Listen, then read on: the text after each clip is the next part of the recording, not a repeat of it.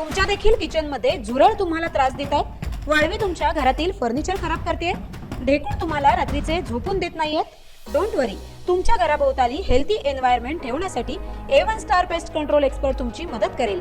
आजच इन्स्पेक्शन किंवा सजेशनसाठी आम्हाला कॉल करा. A1 star pest control services. नमस्कार, मी प्रणाली भोसले. माझे कोकणच्या बातमीपत्रात आपल्या सर्वांचं मनपूर्वक स्वागत करते. बातमीपत्राला सुरुवात करण्याआधी पाहुयात हेडलाईन्स. पुण्यातून हरवलेल्या विराज फडचा मृतदेह सापडला. देवकुंड व्ह्यू पॉइंट दरीत आढळला मृतदेह.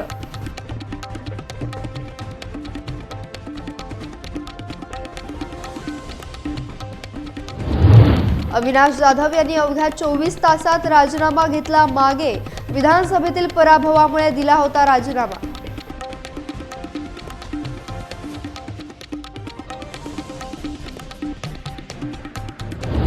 मुलीचा विनयभंग करणाऱ्याला जमावानं दिला चांगलाच चोप. व्हिडिओ सोशल मीडियावर होतोय व्हायरल.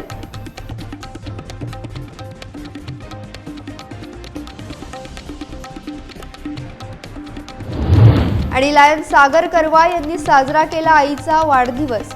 65व्या वाढदिवसानिमित्त दिली गोशाळेला भेट.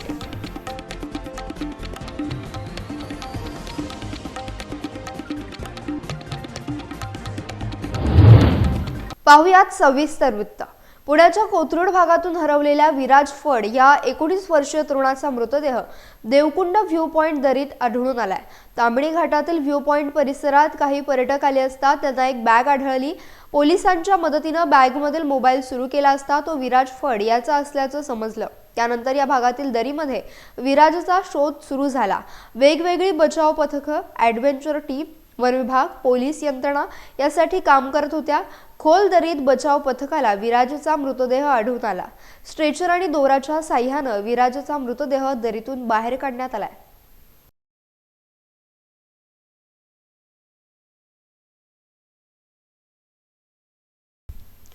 मनसेचे ठाणे जिल्हाध्यक्ष अविनाश जाधव यांनी विधानसभेत झालेल्या पराभवाला स्वतःला जबाबदार ठरवत आपल्या जिल्हाध्यक्षपदाचा राजीनामा राज ठाकरे यांच्याकडे तडकाफडकी दिला होता. त्यानंतर राजीनामा दिल्याला 24 तास देखील उलटत नाहीत तोवर त्यांनी राजीनामा मागे घेतलाय.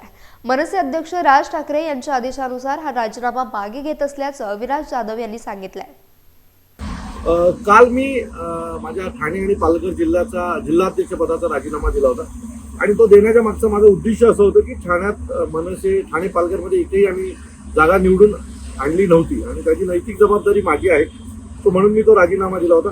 माझ्याकडे पक्षात 3 पद आहेत. एक पक्षाचं नेतेपद आहे, दुसरं नाभिक सेनेचं अध्यक्षपद आहे आणि तिसरं जिल्हा अध्यक्षपद, अशी 3 पदं होती.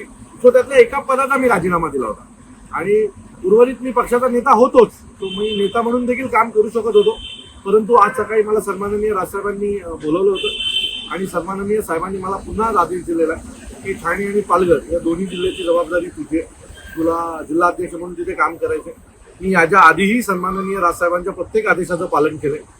आयुष्यात पुढे देखील सन्माननीय राजसाहेबांच्या सर्व आदेशाचं पालन करणार आहे आणि आज देखील साहेबांनी जो मला आदेश दिला त्याचं मी पालन करणार आहे. सन्माननीय राजसाहेबांनी मला राजीनामा हा वगैरे असं काही नसतं असं साहेबांचं वाक्य होतं. काम करत राहायचं असतं, यश जेव्हा मिळेल तेव्हा मिळेल. सो मी साहेबांच्या आदेशाचं पूर्ण पालन करून आजपासून पुन्हा ठाणे आणि पालघर या दोन्ही जिल्ह्यांमध्ये महाराष्ट्र नवनिर्माण सेना पूर्ण ताकदीने वाढवणार. आणि आणखी एक गोष्ट मी नेहमी सांगतो लोकांना, मला अनेक लोक फोन करतात आणि सांगतात की आमच्याकडे त्या वेळेला माझं एक वाक्य असतं की माझ्या रक्तात राज ठाकरे. सो माझ्या रक्तात राज ठाकरे, त्यामुळे कुठल्या जिल्हाध्यक्षपद गेल्याने माझी साहेबांवरची निष्ठा कमी होणार नव्हती किंवा साहेबांवरचं प्रेम कमी होणार नव्हतं. मी नेते म्हणून किंवा नाविक सेनेचा अध्यक्ष म्हणून किंवा महाराष्ट्र सैनिक म्हणून त्याच जोशात काम करणार होतो. पण आज पुन्हा एकदा सन्माननीय राजसाहेबांनी मला माझ्यावर विश्वास ठेवलेला आहे आणि पुन्हा एकदा मला जिल्हाध्यक्ष म्हणून काम पाहायला सांगितलं आहे. सो पूर्ण ताकदीने लढणार, सन्माननीय राजसाहेबांसाठी महाराष्ट्रभर फिरणार आणि त्याच्यासोबत महाराष्ट्र नवनिर्माण सेना पक्ष वाढवण्यासाठी ज्या काही गोष्टी कराव्या लागणार त्या करणार. ज्या महाराष्ट्र सैनिकांनी काल दिवसभर सोशल मीडियावर असतील, मला फोनच्या माध्यमातून असतील, राजीनामा देऊ नका वगैरे जे सांगितले होते किंवा मी त्यांच्या सोबत राहिलो पाहिजे अशी प्रत्येकाची उत्तर, त्या सर्व महाराष्ट्र सैनिकांचे मी मनापासून आभार मानतो. माझ्या पक्षातल्या अनेक नेत्यांचे मी आभार मानतो की ज्यांनी ही सगळी घटना घडल्याच्या नंतर ताबडतोब मला फोन करून तू एकटा नाहीस तर आम्ही सगळे जबाबदार आहोत. आपण सगळे एकत्र राहिलो पाहिजे आणि सन्माननीय राजसाहेबांची ताकद वाढवली पाहिजे अशी प्रत्येकाची इच्छा होती. माझीही इच्छा तीच आहे. तो मी आजपासून पुन्हा जिल्हाध्यक्ष म्हणून काम करणार आहे. साहेबांच्या आदेशाचं पालन करणार आहे. उल्हासनगरच्या कॅम्प क्रमांक 3 संकुलात मुलीचा विनयभंग करणाऱ्या रोमियोला चांगलाच चोप दिल्याचा व्हिडिओ सध्या सोशल मीडियावर व्हायरल झालाय.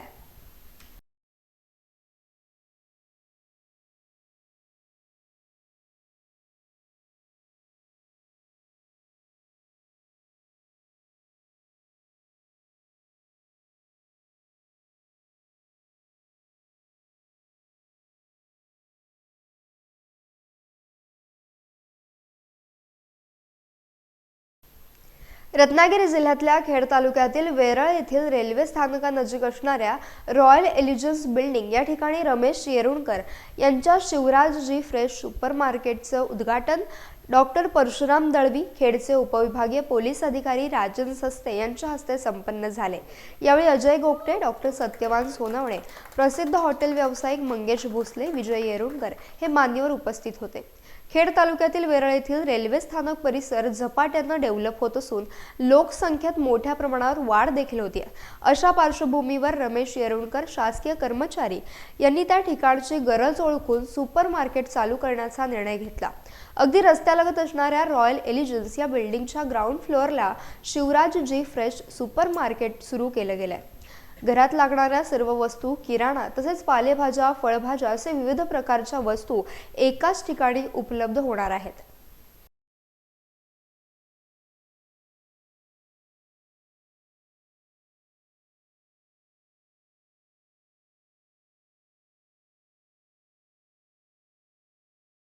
सरकारी सेवा संपवून आता समाजसेवेचं व्रत त्यांनी हातात घेतलेलं, त्यासाठी त्यांच्या जोरदार टाळ्या देणं गरजेचं आहे. सगळ्यात महत्त्वाचं म्हणजे अशा प्रकारचा उपक्रम चालू करणं रिटायरमेंटच्या नंतर ही फार अभिमानास्पद गोष्ट आहे सगळ्यांसाठी. आणि हा सगळ्यांसाठी रिटायर होणाऱ्या लोकांसाठी पाडून दिलेला पायंडा आहे की अगदी नक्कीच व्यवसाय म्हटला तर यश अपयश हे दोन्ही पायऱ्या असतात. तरी अशी छोटीशी सुरुवात असते आणि या छोट्याशा सुरुवातीच्या माध्यमातून रमेश येरुणकर आणि त्यांच्या भाऊ विजयराव येरुणकर, आमच्या अशोकला पण सोबत घेऊन त्यांनी हा जो काही इथे चांगला घाट घातलाय, हा त्यांना परमेश्वर कृपे करून अतिशय यश येऊ दे. आणि एकच दुकान नाही, अशा खेडमध्ये पहिल्यांदा एक 10 ब्रँचेस होते. लायन सागर करवा यांनी त्यांच्या आईचा वाढदिवस अत्यंत आगळ्या वेगळ्या पद्धतीने साजरा केलाय. सुखदेवी गोपाळ करवा यांचा 65वा वाढदिवस या निमित्त कुटुंबातील सदस्यांसोबत लोटेतील गोशाळेला भेट देऊन गायींसाठी गूळ, चारा, भुशी दिली. तसेच यावेळी तेथील कर्मचाऱ्यांना सागर करवा यांनी टी-शर्ट आणि टोपी देखील भेट दिली. सागर करवा आणि त्यांच्या कुटुंबियांनी स्वतः सर्व गायींना गूळ भरवून गोसेवेचा आनंद लुटलाय.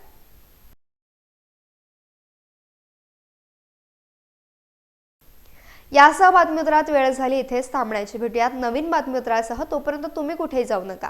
पाहत रहा फक्त माझे कोकण.